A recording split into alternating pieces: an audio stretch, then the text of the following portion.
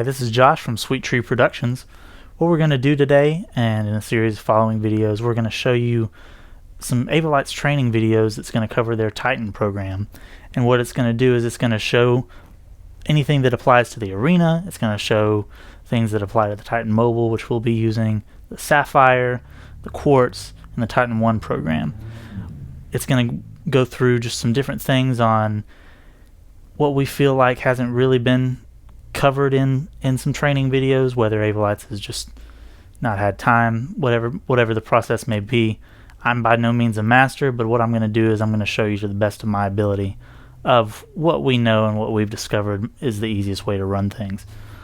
So today we're going to cover some buttons, and what I'm going to do is I'm going to start on this side and I'm going to work over kind of what your best friends can be.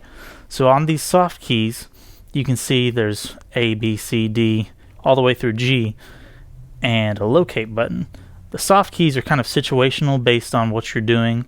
They can be used to select what attribute you want to work with. They can be used to select different options based on whether you're making shapes, whether you're making just some different things.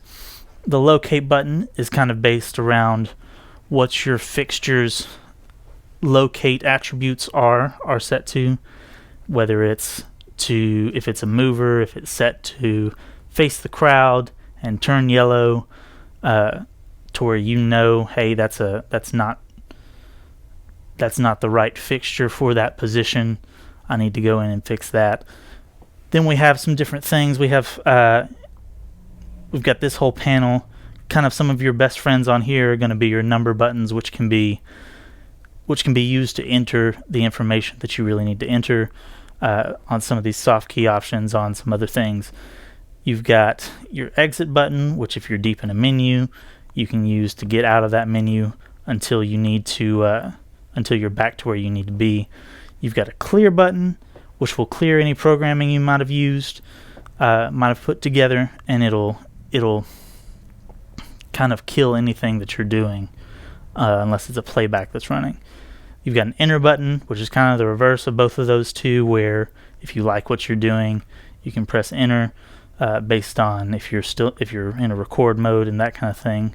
You've got some different you've got an Avo button up here, which you can see down here at the bottom of this panel. You've got almost what looks like some shift on these buttons with a back and undo, through and up for percentage and that kind of thing. And it's going to be used on some different things. You can see you've got some up here, you've got some just kind of around, and all you'll do is you'll press Avo and you'll hold whatever those buttons are. So if I press Avo and go up here to set up disk, it'll take me into the setup window, and that's just kind of how it works based on what buttons have those dual attributes available. Moving on, we'll go to the macros and executors up here, and essentially what they do on any Titan mobile show, and I think the Quartz as well, what you'll have here is you'll have some buttons that already have something saved to them, and they'll open up some different workspaces, a few different other things. You can assign these to be different queues, you can assign them to be different macros, you can assign them to be just some different things. You've got, moving on to this next panel here, you've got the record button, which is really going to be your best friend in the whole thing, because when you press record, you can record to any of these buttons, here, and it'll save whatever you're going for. You can see everything's kind of blinking now, and that's what it'll do. You've got patch as your kind of your other best friend button, and what it'll do is it'll take you into patch mode, where you can enter your addresses, you can enter a few different other things like flipping the pan, flipping the tilt, that kind of thing. You've got our disk setup button that I showed you a minute ago, and it's going to be another one of your absolute best friends because it's actually going to save the show when you work with it a little bit, and I'll show you all that a little bit here too. And again, it is a button that has that dual option, so if you hold and press disk, it'll go into setup where you can change some other options. Delete's going to be another one of your best friends, because if you have anything saved to any of these, you can do You can press delete and you can delete it if you don't like it. It can do a few different other things as well. What you can also do, you've got this copy button here, which will copy whatever information you have saved, any of these, to another place wherever you want it, whether it be on somewhere on the program, whether it be just another button, another fader, that kind of thing. You've got the move button, which kind of does that same idea, except it just moves it instead of copying it.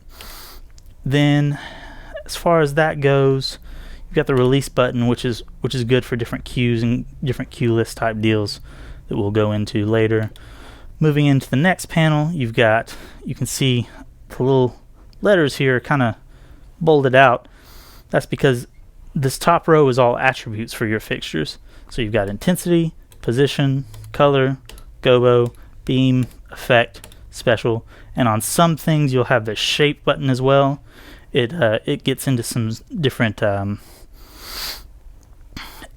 if you're recording shapes, it'll start flashing for you to record that information.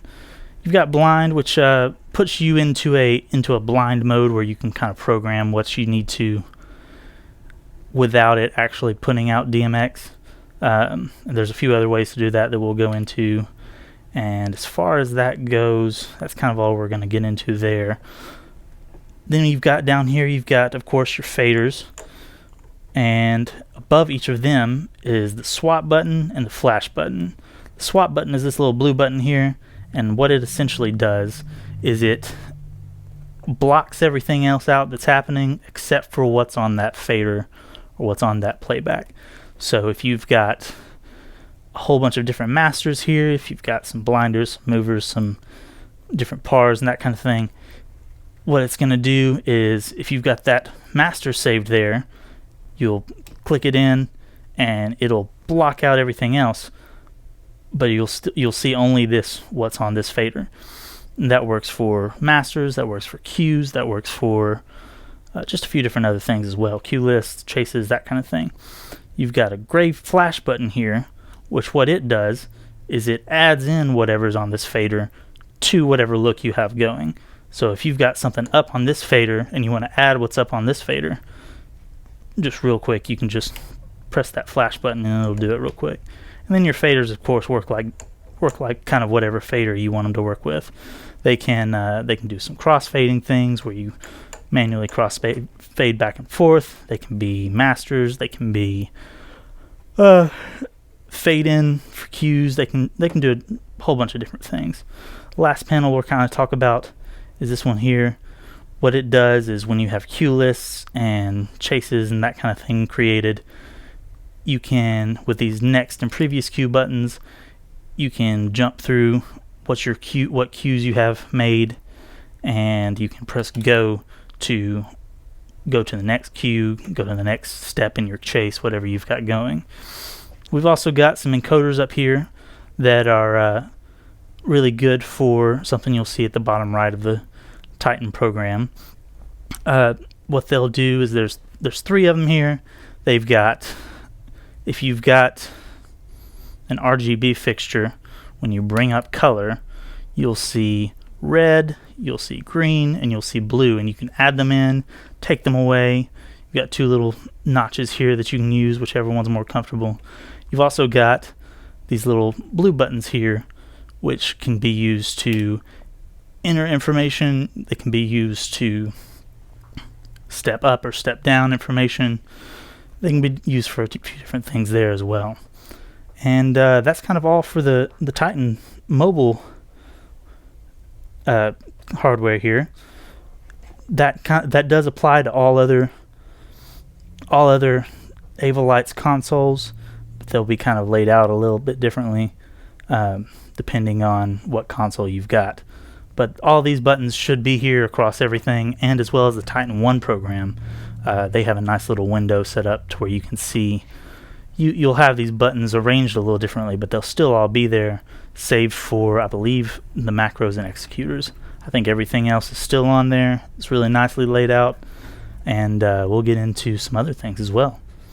Thank you. Have a great day. Call us if you need anything.